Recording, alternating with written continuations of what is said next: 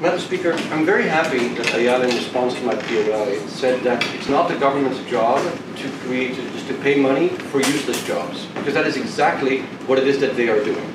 They're taking jobs that would otherwise not be staying in the country, jobs that are uncompetitive, that the country does not have a competitive advantage in, and putting significant tax money into, that comes from the population in keeping those jobs there. We say, we're also very happy there's an agreement here on both sides of the House that automatization is a thing, and that so these jobs cannot be kept indefinitely. What that means that the clash that we're disagreeing on is whether or not giving this soothing tax break is something that will lead to more good or more harm, and that's the criterion by which you should be judging this debate.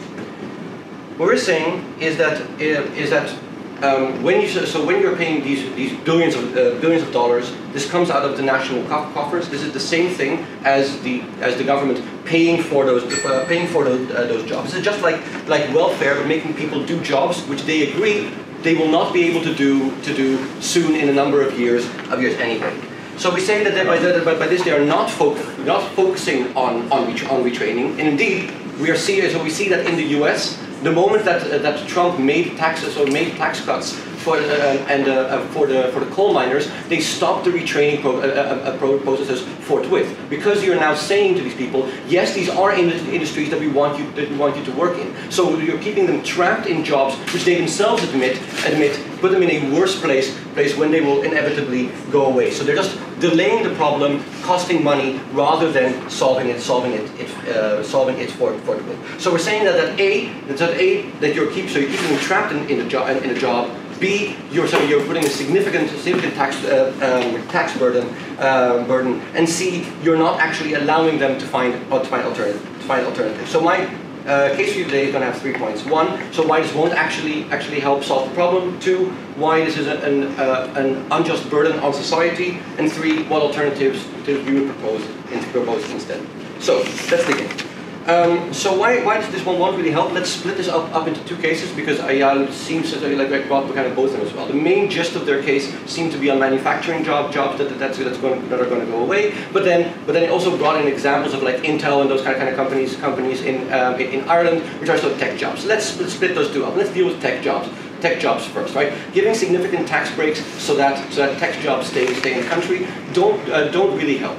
So there is no shortage of demand for good IT people, for good DevOps people, for good developers, and software engineers. So if a company there wants to leave, there will be jobs for those people anyway. So what we're saying is so for those kind of people, there's going to be jobs. So there's going to be jobs that you then don't need to be paying them the money for. Let's knock that off. Also, Ayal clapped there. So let's just discuss manufacturing jobs.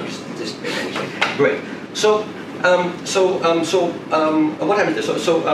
Firstly, what we see is happening in most places where companies are manufacturing jobs are given tax breaks, is that they start automatizing more and more of the work, relying less and less on their workers. To counter that, government says no, we're actually paying on a per job basis of people who are already there. Basically, the government is paying with everybody's tax money in order to keep a person in a job. But what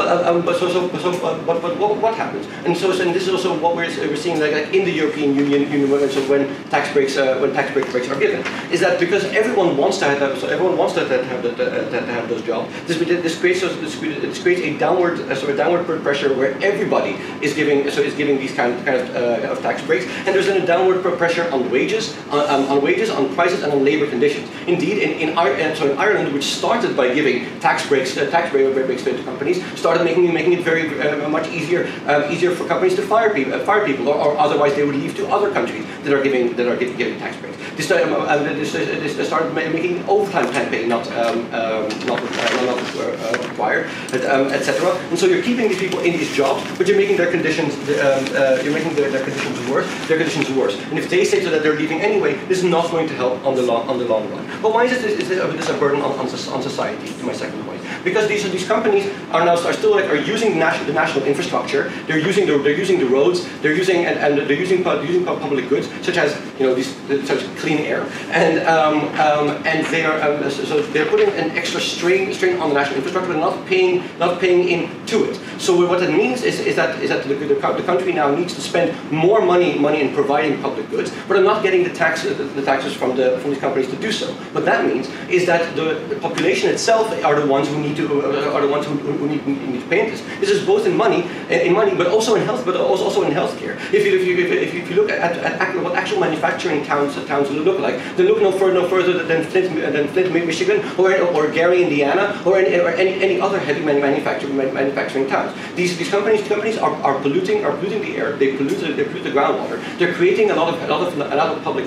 health detriments, and they're not then paying along for the healthcare and for the other externalities and pollution and the like that they are causing. So this means extra costs on the government and less income. So you're paying people to have a job. You're paying people to have a job, but you're paying in addition to that, and that comes on the burden of the tax. First. So if a company leaves the country, it won't pay any taxes. How is a tax reduction coming at the expense of the public? Okay.